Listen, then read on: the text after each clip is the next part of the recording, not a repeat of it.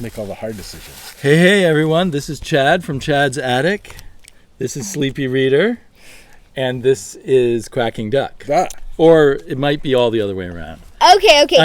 I'm very pleased. This is Sleepy Reader. I'm Chad, and this is Quacking Duck. I am proud to have Chad of Chad's Attic on to do a haul. Chad and I went comic book shopping. Chad took me on a little tour of some backwoods, not really backwoods, but back road comic book stores and antique malls. We had a great time.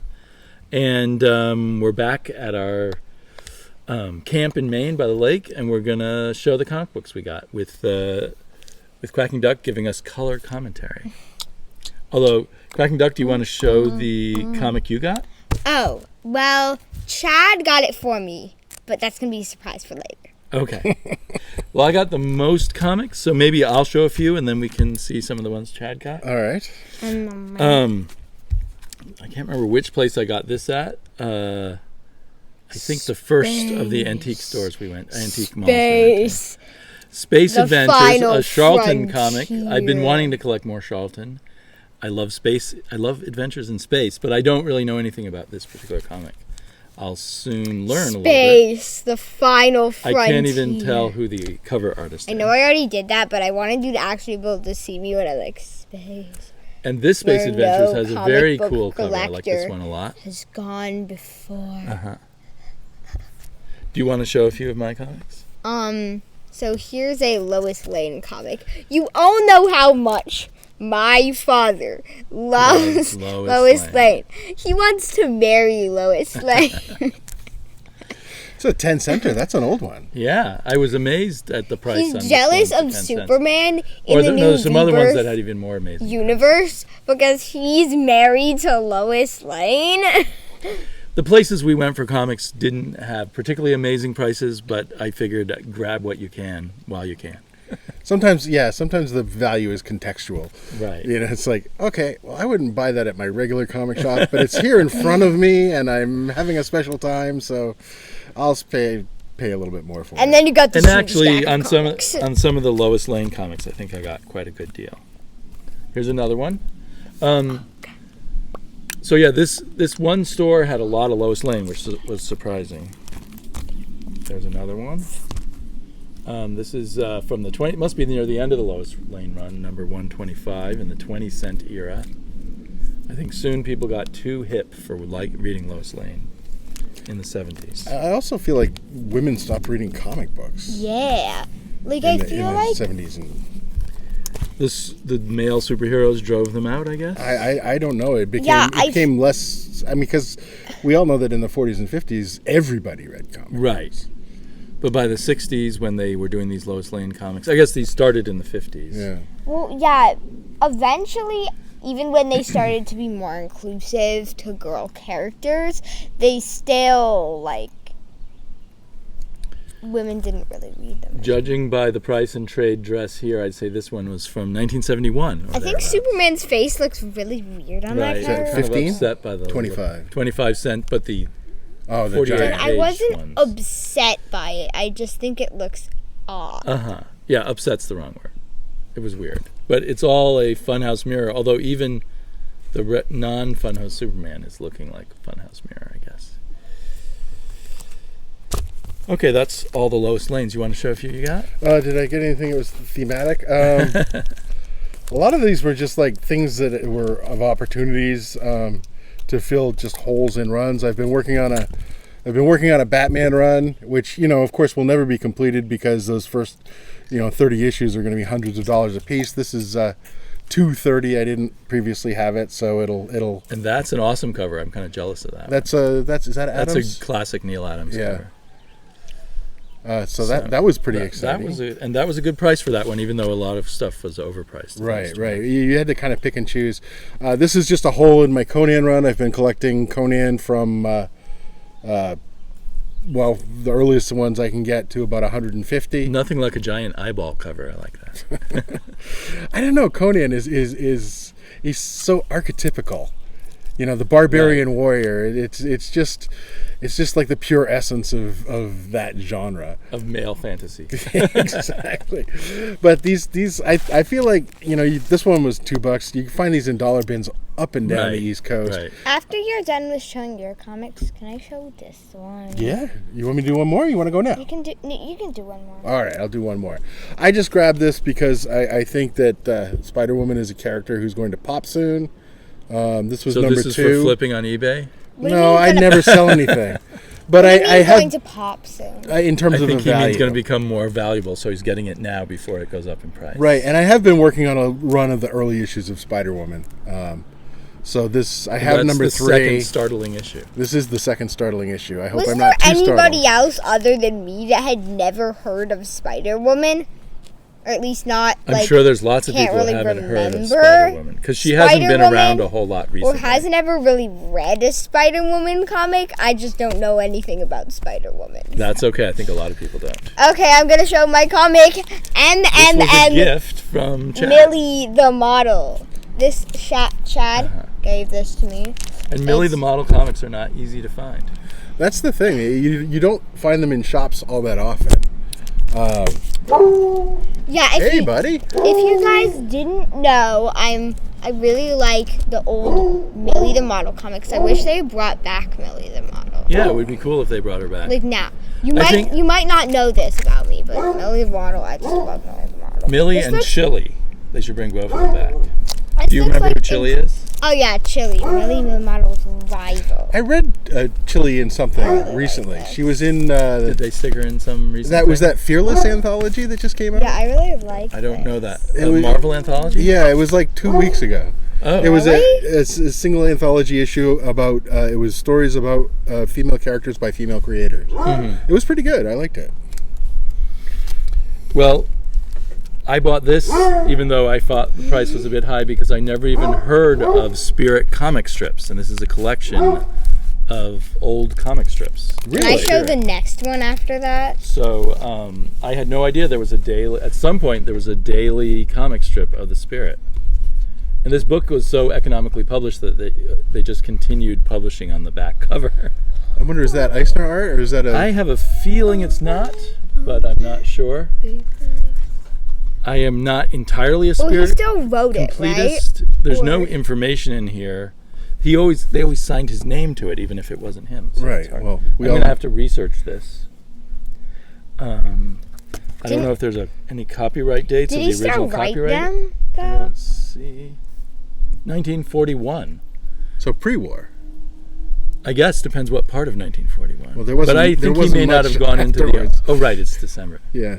I think he may not have gone into the war army immediately. Anyway, yeah. So maybe these are Eisner then, if he had time to do a weekly and a daily. Well, 1941 isn't technically pre-war, just pre-United States. That's correct. In the war, I think. It looks pretty nice. So, my first thought was this is too much, and then my second thought was, well, I may never see this again. So I grabbed it. Can I show the next one? Yes. Oh, this is what I think is a very re-debate cover. Right. You know how Like clickbait? there's like clickbait, but I think they used to and still sometimes do, like on comic books and newspapers and stuff like that, have read-bait. I'm sorry, my eye is itchy. But read-bait is like they're trying to get you to read it, which it kind of implies. So, look at this cover. Right, what does it say? It says, Supergirl, have you gone mad? You smashed the Bottle City can door and killed 7 million people. I mean, I know Supergirl's pose does not look very realistic, so I think that she might have been Right. hypnotized or something. I also think that this cover might be telling the wrong thing because It they might be a so lie. often They didn't do. really kill 7 million people after all. And they probably didn't destroy Candor since I Right. think it's still around. Right, but when this was on the newsstand, kids would think, "Oh no, this is the final issue with Candor. We gotta buy it now." I wish they actually, like, something got gotten rid of and it was finally gotten rid of at some time like that. Like a real issue where they destroyed Candor. Yeah. But you wouldn't want it blamed on Supergirl, would you? I mean, no, but... These these teenage characters with their slippery fingers. And literally, the position that she's in, she's literally like this. Like, that's not... She's literally like... That's not a natural position. Well, if she just thrown Kandor to the ground. Well, she doesn't go like this. Like... She Well, we should tell Neil Adams, who drew that cover, that he got it wrong when we see him next at a convention. I feel like it would only... I feel like she wouldn't have actually destroyed Kandor. Or at least I feel like... What I feel like is that position looks like she's being brainwashed. Like she just literally like, Kandor, boom. You know what I mean? Yeah. Well, and this is a Neil Adams. I'm sorry I spent way too long on this one issue, but... I'm sorry, I spent too long on this. I love issues with Superman and Supergirl. Yeah, I'm sorry, I spent too long on this one issue. That's okay. People love the long videos. I'm just kind of upset where they're like, like that's a totally realistic position. Another weird thing I got was this Peter Cannon Thunderbolt. That's cool. Yeah, and there were some other issues, but I had to cut myself off somewhere. So they had a bunch of Peter Cannon Thunderbolt there, which I don't normally see. I might have seen those, but they didn't, register in my brain because I might have picked up those too, especially at 12 cents. He's the inspiration of Ozymandias. Is he? Yes. I did not know that. And recently they did a brand new 6-issue series by Kieran Gillen about Peter Cannon Thunderbolt, which was set right after the events that were just like the end of Watchmen. Okay. So anyway, now I'd never read the original Peter Cannon. That's cool. I can't even tell who the publisher of this is. It's isn't that company Charlton? called CDC. Maybe it was Charlton under a different name. CDC. I don't know. You might have to dig into the industry.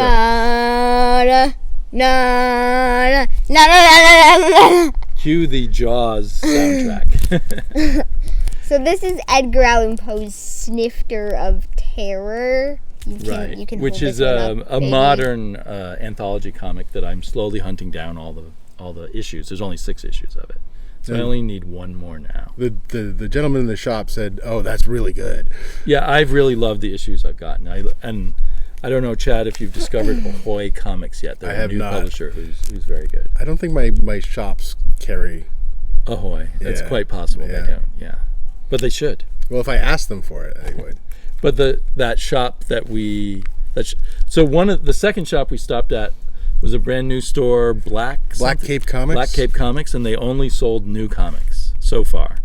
And so I found this in their bin of recent new comics.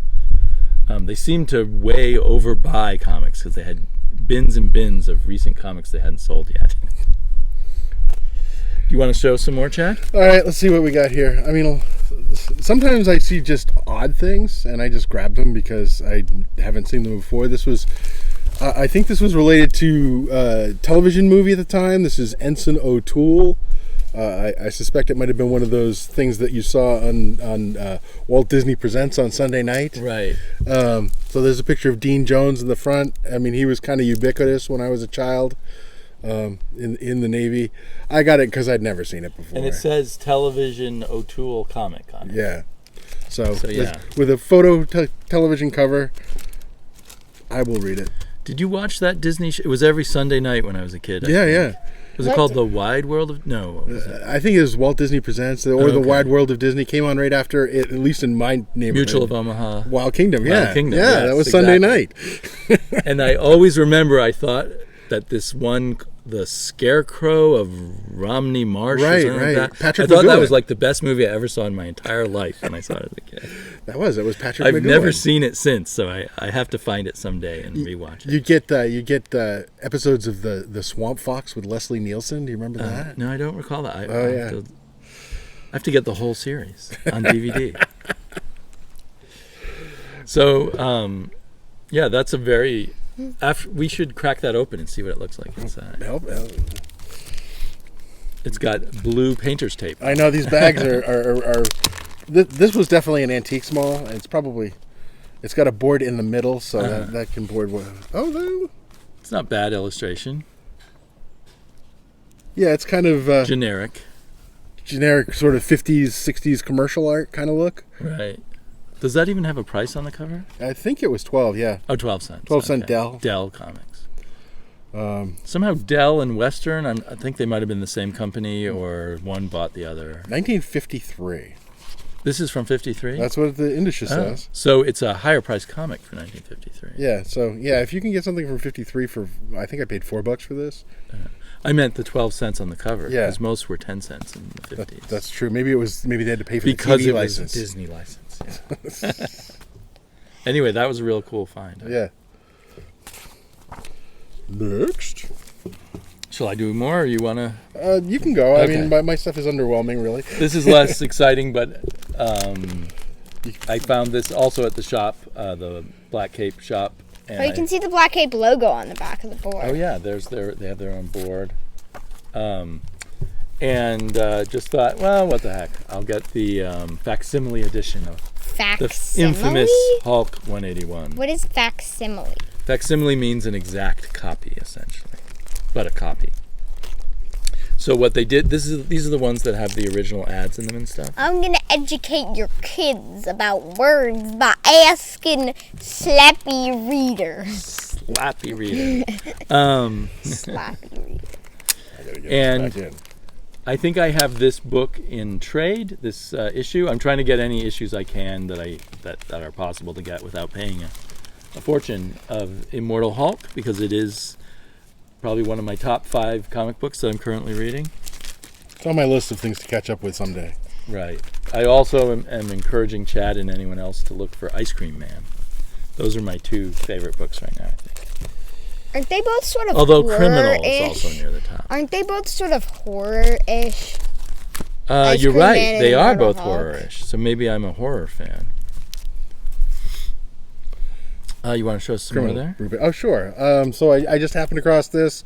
I've been grabbing loose issues of Ms. Marvel, and this is 11. I have 12, 13, so I said, well, let's put it together, and this will just go to the house and go in my intake boxes where I will try to assemble the run, and when I reach critical mass... You'll read them when you have all the issues? Yeah, well, I'll read them when I have issues? most of the issues. And Audience, can you guess what this little blue dot thing What little blue dot? is? It's right there on the screen. Oh. There.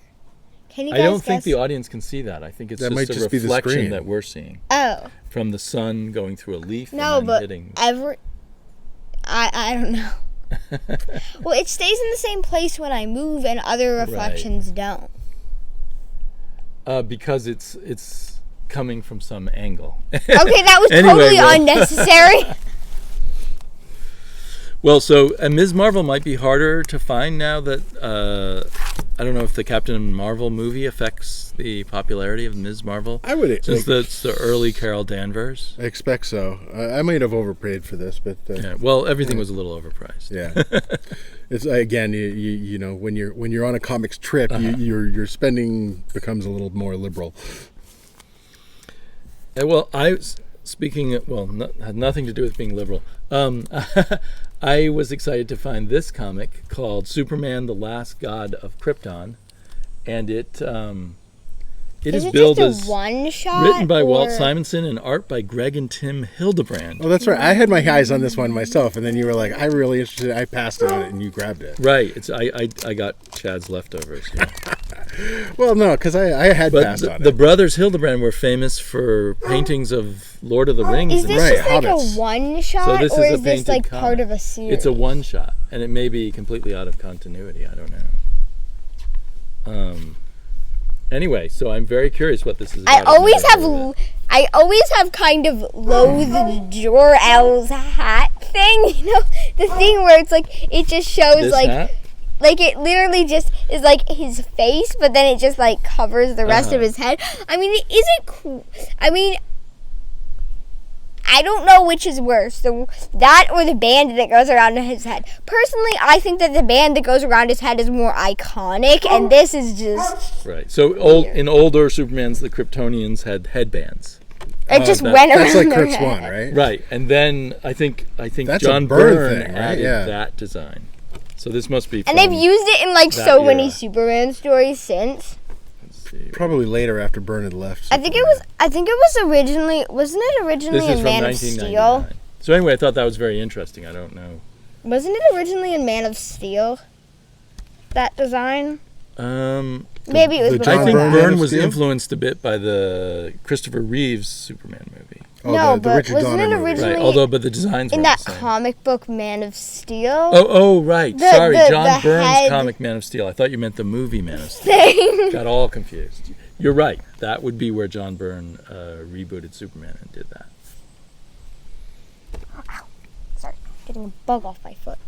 Random comic and just a Avengers issue that I liked the cover and the price was right. This is just a whole filler.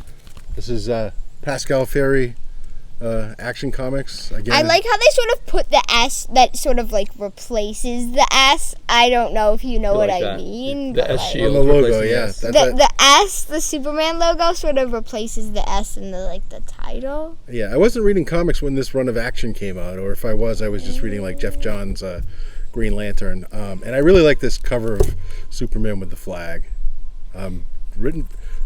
This cover is signed Bullock. I'm not that familiar with that creator, so I haven't heard of Bullock. It looks very Tim Sale to me, but I guess it's it's kind of Tim? cartoony in the sort of Never mind. retro right. newspaper comics sort of style. Yeah. I like Do it. you collect a lot of Action Comics, or is it just this? No, well, random cover I have appealed to you? again. This is a whole filler, so I've got the ones around Oh, it. you do. Okay. So I grabbed it, but I haven't read this run, so I'm kind of waiting to. Well, reach a you're getting critical some mass. Lois Lane whole fillers. I am. Yeah, my Lois Lane collection's getting very large. What if one day we just went and we organized all of our Alright, yeah, Lois Lane I'm books and then did a video about it? Yes, we'll do a whole Lois Lane video someday. This is another one that I've been picking up issues of when I see them for a good price. This is the Marvel Knights version of Elektra, written by Brian Michael Bendis. Haven't read it? Huh? I didn't realize you did that. Yeah. Chuck Austin was also involved. Is he an artist? I guess he's an artist. I thought he was a Yeah. writer. So but he's a writer. so I'm acquiring these when I see them. I had the one before and after, so I grabbed that, and Nice. when I reach critical mass in the run, I will read it up and report When back. you're like Perhaps talking about critical mass. critical mass of the issues in a run. If I can follow the story, even though I'm I think missing the a couple. term critical mass is confusing. Is it? No. Have you it's- heard critical mass before? Isn't it something to do with like a black hole? I think it's It more. might, in some senses. I don't know. I think it's more to do with radioactive material, and if Yeah, you get a yeah. critical mass, Like if you then get it, it's dangerous at that amount of. a reaction can I spontaneously don't know. occur. I heard about it about a black hole. I So don't- if Chad gets a critical mass of comics he can finally read, it sets off the reading radiation. Okay. I know. I just feel like we keep like spreading off to different Well, here's a directions. comic that's, completely the opposite of Elektra Marvel Knights, I would Acorn say. Airlift. So this is a Dell Chippendale. This is 1960. I just revealed.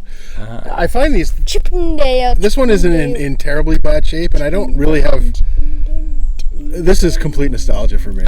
This is a really cool object. Right. It's the kind of thing that I would have read when I was a kid because my parents would let me have that and not a superhero comic. Oh, because they were worried about the seduction of the innocent. Yeah, I think they were of that generation. What do you mean seduction of the? That was the book that told people comics were bad in the 50s. And then after that, they invented the Comics Code Authority. And they toned comics way down. So, and also, they generally told parents that comics would rot your children's brain and turn them into juvenile delinquents. And now they pass them out at school. Right. What do you mean they pass them out? Well, they have graphic novels in your school library and all that. Yeah, stuff. but Mr. Wolf doesn't really want us to read them because. How about or at Mr. least Day? Not as. I'm not sure about Mr. Day, but Mr. Wolf doesn't really want us to read graphic novels, or at least not as frequently. So Mr. Wolf isn't really my teacher anymore. Right. Mr. Wolf, you got like free publicity in this video. Maybe we should take that part out though. He won't watch. And he won't mind anyway. In fact, the ironic thing is we gave Mr. Wolf a graphic novel. Yeah, but he just let them read it occasionally, and sometimes he had exceptions, but a lot of the Because time. it was a graphic novel called Mr. Wolf's Classroom. Mr. Wolf's class. Is that like I'm just looking at the art. Is that like Superman, but like done as like a sword and sorcery thing? Exactly. I'm very jealous of this one. I'm jealous of it Chad too. over and grabbed it away from it. I had never heard of this, but this is Elseworlds. The art looked very cool when you were thumbing through it. Yeah, it's Jose Luis Garcia so of course Lopez. It's going to be cool. Who is one of my favorites. I love, and in fact, I know I talked about back a couple years ago when I was doing my Chad's Attic videos. I talked about cool, Atari actually. Force. It looks actually kind of cool. What did he do Atari actually. Force? Yeah, the early issues. Yeah, and they're really, really nice, and they're super cheap. But This video's running quite long. That is fine. So here we go. And, Here's a big full page splash of Superman and a sword. This is for called. a long time, he was the ultimate DC artist that every editor wanted to have on their DC. Well, he did a lot of style. He did the style guide, which I guess they're still using. And all the DC ads would have drawings by him. So, is there a year in here? There should be, right? And I think he's still alive because I think he did a page or two for Brian Michael Bendis. 1995. And anyway, this book is called Superman Cal, and it's written by Dave Gibbons, another great talent. And that's the end of my pile. I'm gonna steal it. Yeah, you go and steal it. I'll I want to send it read to you it. or something. Yeah. We all want to read it. Well, What if we're having like a tug of war with that book? We should do that like in the ending scene. So my final find here was a 4-issue in one bag miniseries called Kongorilla, first bone crunching issue. And what really caught my attention is that it is written by Steve Englehart. Although I do really like these Brian Boland covers. Steven And it kind of looks like a to me it looks like a Vertigo comic. I don't know. It's a 1992 book. I don't know if they'd already started Vertigo. Steven Seagal. Steven Seagal was It says involved. Steven Seagal on the back. Right, but he's really Steven Seagal. Yeah, we like to jokingly call people. Oh, you're looking at the ad on the back. So the actor Steven Seagal. We like to joke about So I think this Jerry was a 4-issue Seagal miniseries, and or at least I've got the Steven first 4 Seagal issues. and Nothing like a giant gorilla on a cover. So, through the magic of Wikipedia, I learned that Kongorilla is from Congo Bill. Oh, so this is probably Congo Bill here, Yeah. who just recently appeared in the oh so popular comic book called Damage, which was DC's recent Hulk ripoff. In the last few issues, he ended up on this island of monsters, where Congo Bill was running. It was kind of the zookeeper of all is the it monsters. really? And that was my first Congo Bill. Is it really popular, or is it like unpopular, but you're just joking to say I'm it's joking. popular? I am joking. So the character was created, according to Wikipedia, in 1940. Wow. And I think Congo Bill can turn into a giant ape. I think that Kongorilla So maybe. Kongorilla is Congo Bill. Yeah, I think that perhaps. might be correct. So, that was issue 2. Did I show issue 3 already? That looks kind of Mike Mignola-ish on the cover. There's a sign. No, the sign is Neil someone. Oh well. And here's issue 4. So the first 2 issues are brilliant Brian Boland covers, and the last 2 are... Dad, aren't you reading Damage? 4-issue miniseries, yes. Yeah. I am one of the few who read Damage from issue 1 to whatever the final issue was, 11 or 12. The only one of those that stuck with me was the Terrifics, and I'm not even reading that. I stuck with the Terrifics for quite a while, and then finally dropped off that. There was an era where they're just doing these really interesting things with these wacky old DC concepts that I was kind of enjoying that. But all of those, it was called the New Age of Heroes, and all of them were somehow resembled Marvel comics. The Terrifics were like the Fantastic Four. Oh, it was completely the Fantastic Four. That whole series just kind of reminded me of the Shooterverse. Shooterverse? Marvel New Universe back in the 90s. New Universe. I never heard it called Shooterverse before. Yeah. But that's a whole nother chapter of comics history that needs its own video. Next time that I visit Chad's attic, maybe we'll cover the Shooterverse. We can dig them out. I still have them in all the I want to boxes. visit Chad's attic. It's very hot in Chad's Yeah, attic. this I time At of least year, this it's time of definitely. year. Attic too. Really long-time viewers may remember my guest appearance on Chad's attic, where we actually had fans all around us trying to keep us cool. We had to turn it off Because for it the was audio. August in Maine. I was just thinking about how longtime fans of the channel may compare old Quacking Duck videos to new new ones. Quacking Duck Because videos. Quacking Duck has almost grown as big as me. Yes. You're like 2 feet taller still, though. Maybe 1 foot. No, you're 2 feet. Okay. Wait, I mean, sorry, 1 foot. Oh my god. But I was probably 2.5 feet taller than you when we started, or more. More. Well, I, for one, was super impressed with your grasp of World War II history. I don't know that much, actually. I just know that it started in 1938 or something like that. World War II? Yeah. I didn't realize that Yeah. when it started. I think it's maybe 39, but you knew that it started 2 years before the U.S. got in 41. Yeah, I know it started in like 1938, 39. Do you know when the first Superman comic came out? 1938. Right, 1938. Okay, with that piece of knowledge, we're going to leave you. Thank you very much to my guest Chad and my Thank you for having me. But special you guys all already know co-host. that everybody has that Superman comic first came out in 1938, so the audience doesn't need to know There's that. often people watching who are new comics readers and don't know those things. Believe it or not. I'm just really worried that we are explaining all these things to me that the audience already knows. I'm If always you're one of the worried that- people who made it to the end of the video and did not know the first Superman comic came out in 1938, just say hi Quacking Duck in the comments. There you go. thumbs up the video. Whatever If you you made do, it to thumbs the up the end. video. I live for those thumbs up.